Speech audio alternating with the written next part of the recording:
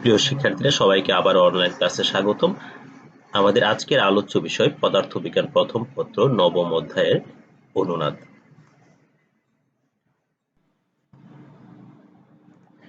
অনুনাদ বোঝার আগে আমাদেরকে মুক্ত কম্পন এবং পরবশ কম্পন সম্পর্কে জানতে হবে। ধরো একটি সুর শলাকাকে তুমি আঘাত করছো, সেটি জোরে কিংবা আস্তে হোক, তুমি যেভাবেই আঘাত করো না কেন, সুর শলাকাটি তার যে একটি নিজস্ব কম্পাঙ্ক থাকে, সেই কম্পাঙ্কেই সে কাঁপার চেষ্টা করবে। এরকম প্রতিটি বস্তু তার আকৃতি যেরকমই হোক না কেন, তাকে যদি আঘাত করা হয়, প্রথমে অনিয়মিতভাবে কাঁপলেও কিছুক্ষণ পরই তার যে একটি নিজস্ব কম্পাঙ্ক থাকে, সেই কম্পাঙ্কে সে কাঁপার চেষ্টা করবে। বস্তুর এই যে নিজস্ব কম্পন, এটিকেই বলা হচ্ছে স্বাভাবিক বা মুক্ত কম্পন। পরবশ কম্পন বা ফোর্সড ভাইব্রেটিং। ধরো একটি সুরশলাকার নিজস্ব কম্পাঙ্ক হচ্ছে 100 হার্জ এবং একটি টেবিলের কম্পাঙ্ক হচ্ছে 50 হার্জ। যদি এই সুর শলাকাটিকে আঘাত করা হয়, তাহলে সুর শলাকাটি 100 হার্জ কম্পাঙ্কে কাঁপতে থাকবে এবং পরবর্তীতে এই সুর শলাকাটিকে যদি টেবিলের উপর রাখা হয়, তাহলে টেবিলটি যে আরোপিত কম্পাঙ্ক অর্থাৎ সুর শলাকার কম্পাঙ্ক 100 হার্জ, সেটিতে কাঁপার চেষ্টা করবে। এই সুর শলাকার কম্পাঙ্কে টেবিলটি যে কাঁপার চেষ্টা করবে অর্থাৎ কাঁপবে, এটি হচ্ছে টেবিলের ক্ষেত্রে পরবশ বা আরোপিত কম্পন। Excite a tuning fork and listen the sound from it. Then press the stem of an excite tuning fork on a table. Now the loudness of the sound gets increased. Here the area of table is large, so the loudness of sound is increased. Hence the table vibrates as the frequency of tuning fork. Such a vibration of table is forced vibration. Forced vibration. A body undergoing vibration under the influence of a vibrating body with the same natural frequency as that of the influencing body is forced vibration.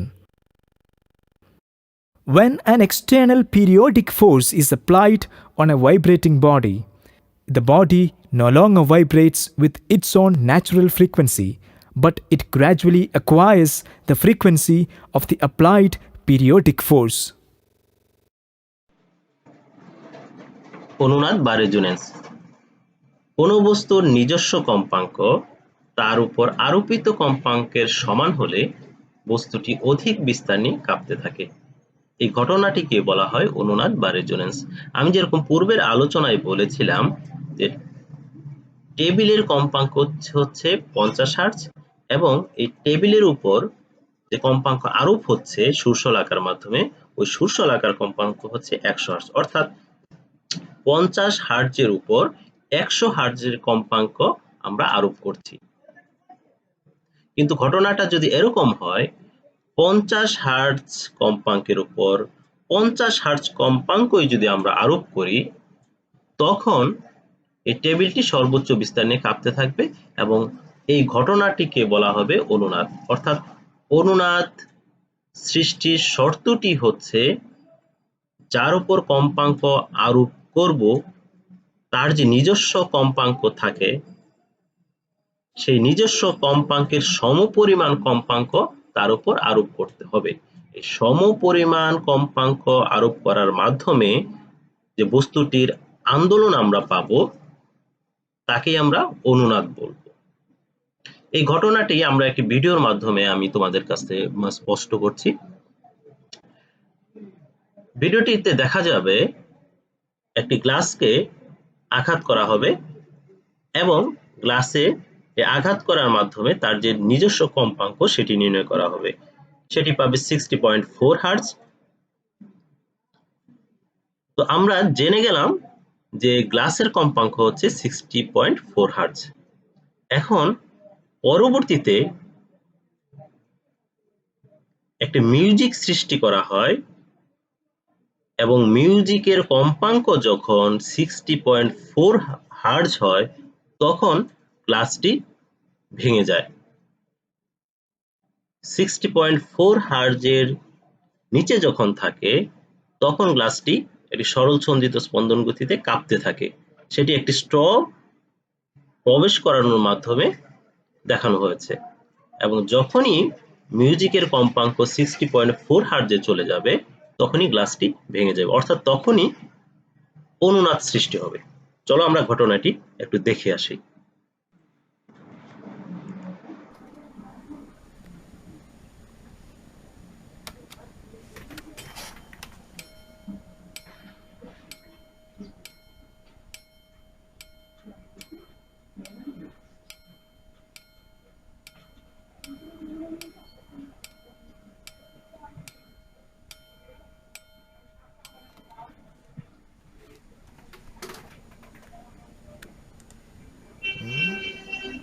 Yep, and then right around here we see some peaks.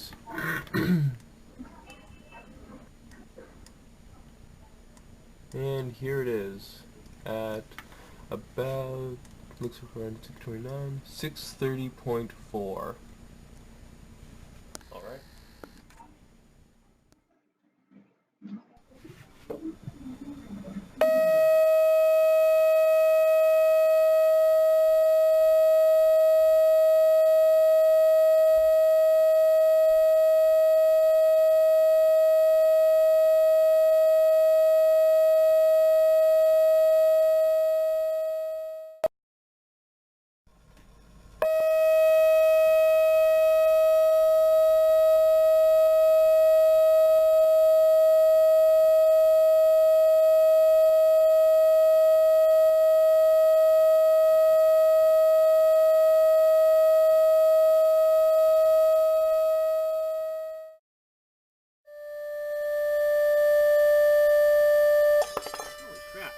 Whoa.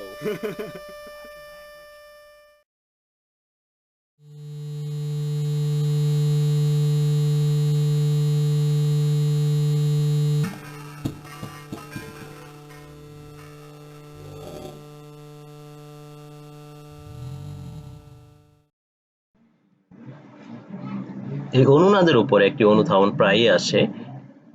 একসাথে অনেক সৈন্য ব্রিজের উপর দিয়ে March করে যাওয়া সঠিক নয় কেন? একটি ব্রিজের উপর দিয়ে যখন সৈন্যদল মার্চ করে যায় তখন ব্রিজের উপর আরোপিত কম্পনের সৃষ্টি হয়।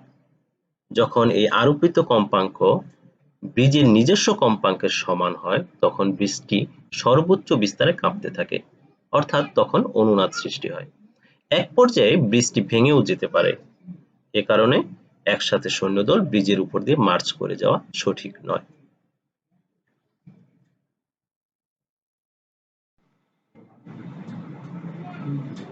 তোমাদের জন্য আমি আজকে আরেকটি প্রশ্ন রেখে যাচ্ছি।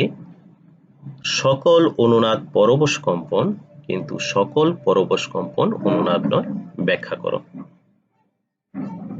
আমি আশা করব তোমরা এটি ব্যাখ্যা করতে চেষ্টা করবে।